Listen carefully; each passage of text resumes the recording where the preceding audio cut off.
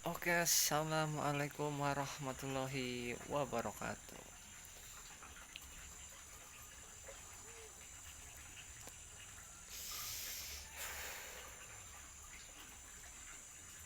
Alhamdulillah wa syukurillah wala haula wala quwata illa billahil aliyyil azim. Kali ini guys, kita membahas tentang eh, apa tadi ya? Karakteristik daripada manusia. Jadi ada pepatah,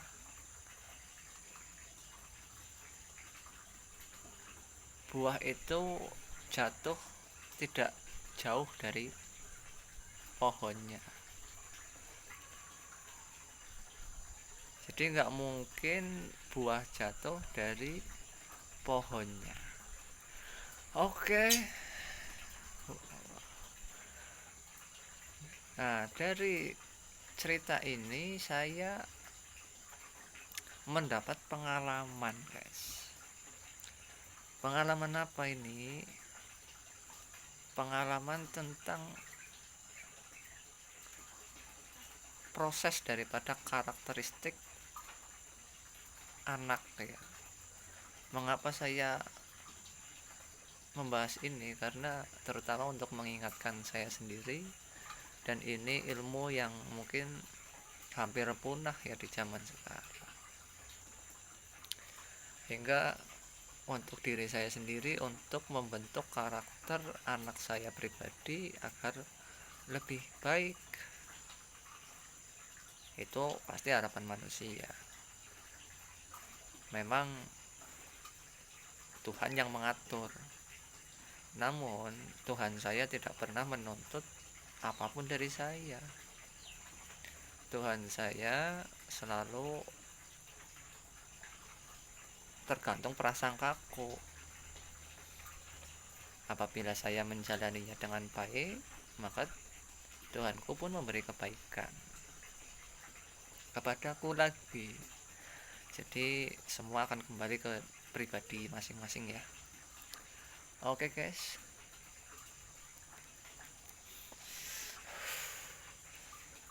Nikmatnya hidup ini guys. Nah, jadi di sini menceritakan buah jatuh tidak jauh dari pohonnya, bahwa anak itu tidak jauh dari orang tuanya. Nah, makanya apabila saya tidak berhati-hati, maka anak saya pun bisa ikut-ikutan saya, atau yang dinamakan hukum karma. Tapi sebesar apapun dosa kita, Tuhan Maha Penerima Tobat, lagi Maha Pengampun, lagi Maha Pengasih. Jadi karma itu bisa dihapus setiap saat dengan kesadaran diri dalam bertuhan. Oke, saya ingin mengawali cerita ini dari sisi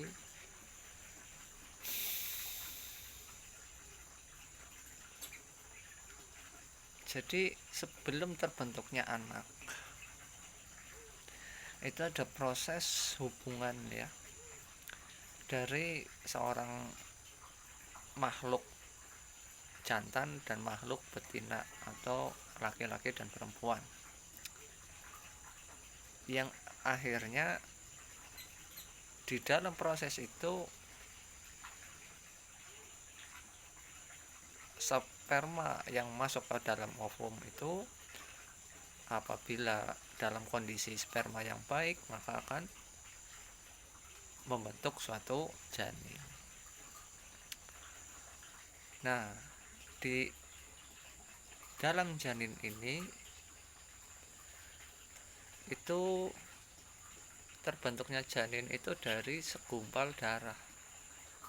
Bahkan itu di Al-Quran pun ada ya, Jadi segumpal darah itu dalam pembentukan wujud sempurnanya si bayi ini 4 bulan kurang lebih.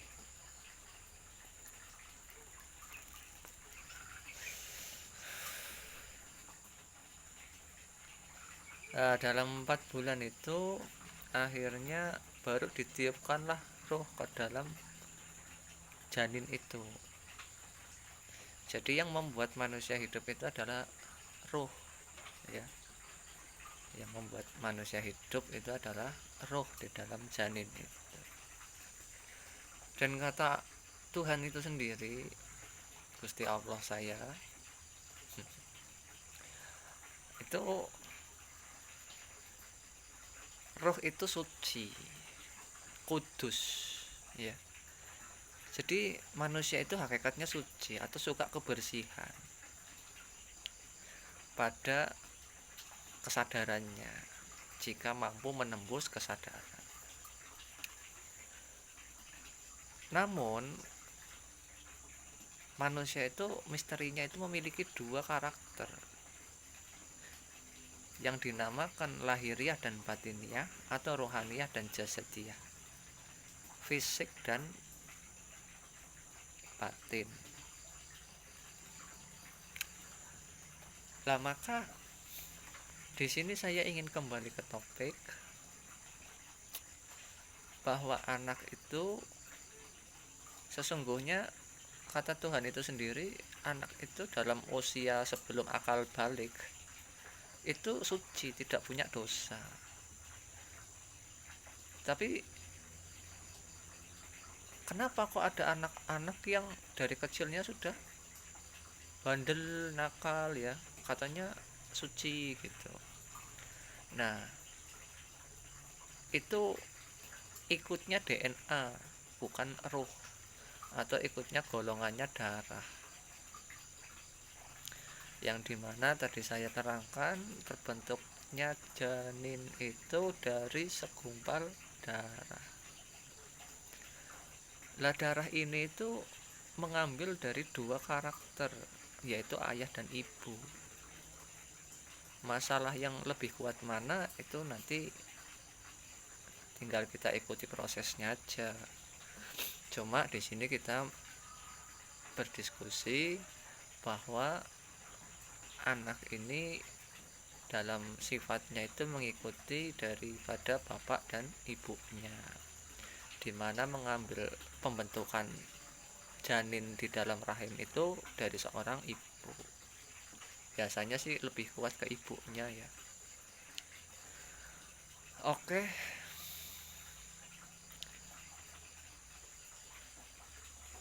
Lah makanya disinilah ilmunya, bagaimana kita menanggulanginya, ikhtiarnya, ya. Manusia itu hanya bisa berusaha dan Tuhan yang menentukan.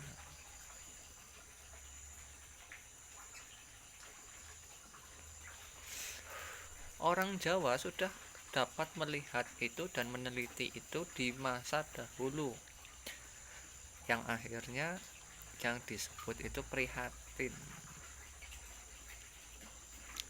Nah, dari prihatin inilah apapun yang dimakan, apapun yang dikerjakan itu akan menggodok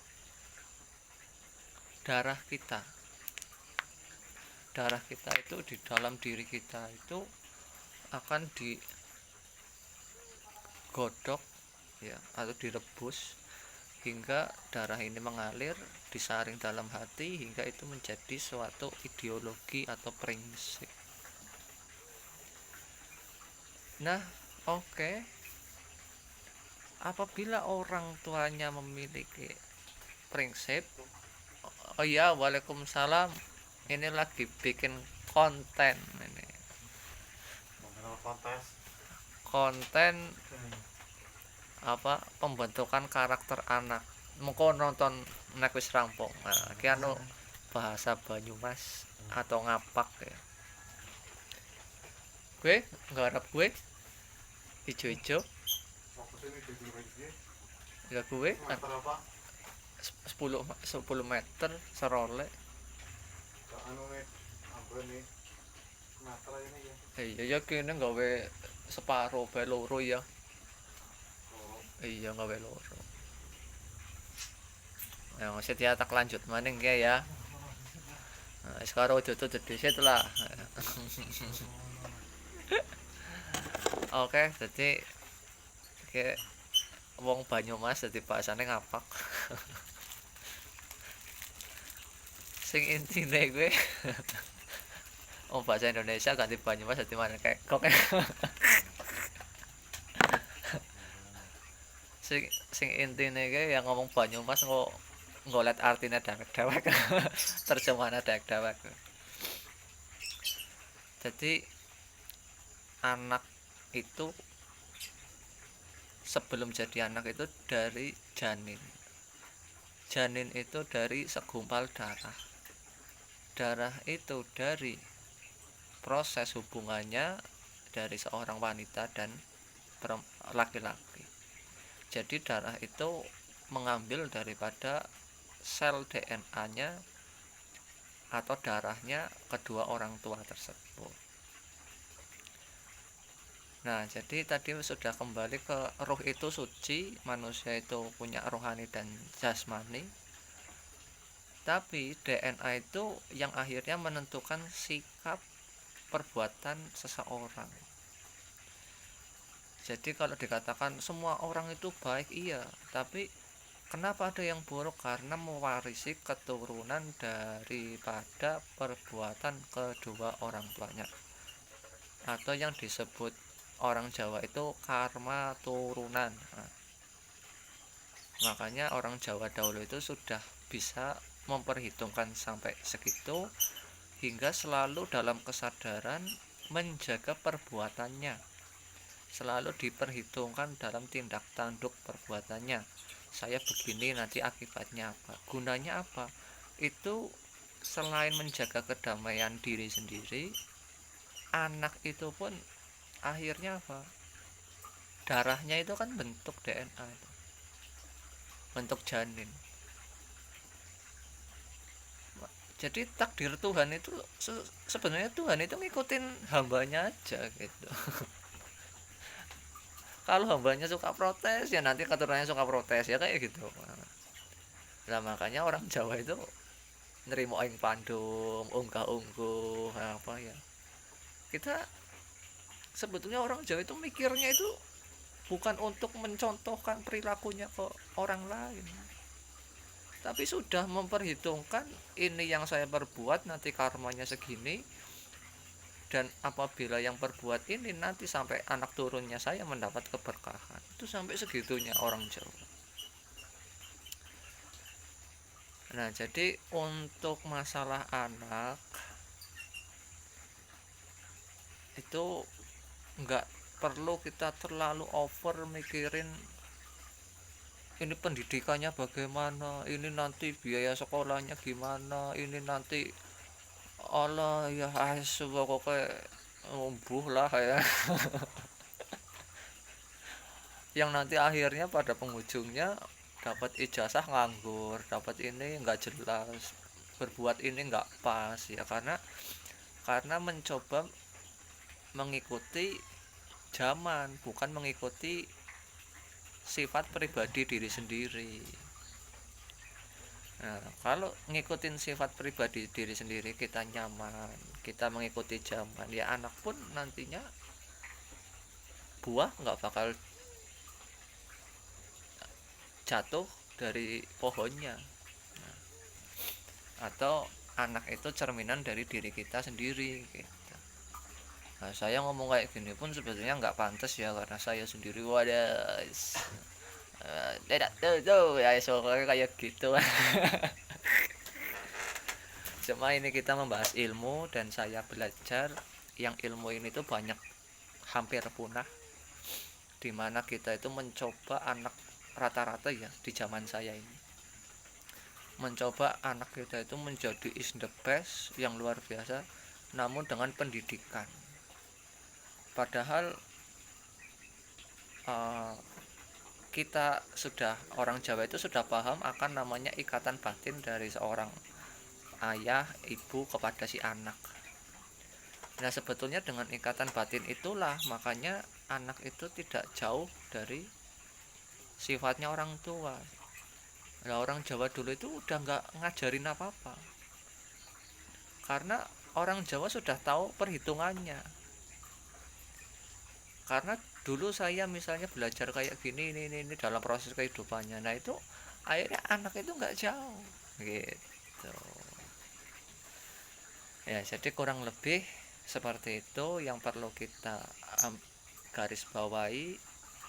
Edukasi anak itu jangan cuma tentang materi yang di luar diri, tapi cobalah kita juga menanamkan benih-benih kebaikan di dalam darah kita ini, hingga anak kita, darah yang tersalurkan ke rahim itu akan menjadi darah yang benih yang baik dan bagus. Ya kurang lebih kayak gitu. Selamat menikmati dharma drama ya, drama kehidupan. Dan ingat, nasihat yang paling baik adalah kematian. Ya, itu nasihat yang sangat pendek, singkat, jelas, padat. Nanti direnungi masing-masing, karena kematian itu hanya milik Tuhan. Misterius, kapan tanggal mainnya nggak ada yang tahu. Oke, terima kasih. Wassalamualaikum warahmatullahi wabarakatuh.